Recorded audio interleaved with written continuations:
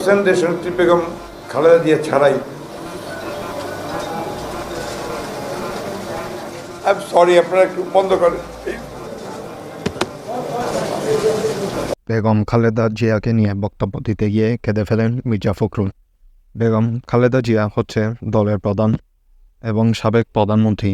তার অনুপস্থিতিতে বিএনপি মারাত্মক একটি খারাপ সময় একই সাথে নির্বাচন পার করবে, এটি জানান বিশেষজ্ঞরা। এই অবস্থায় বিএনপির হালকে ধরবে এটি নিয়ে খালেদা জিয়া রয়েছেন আইসিইউতে। এদিকে মির্জা ফখরুল খেদে খেদে জানান সবাই দোয়া করবেন খালেদা জিয়া যাতে সুস্থ হয়ে আবার বাড়ি ফিরে আসতে পারে।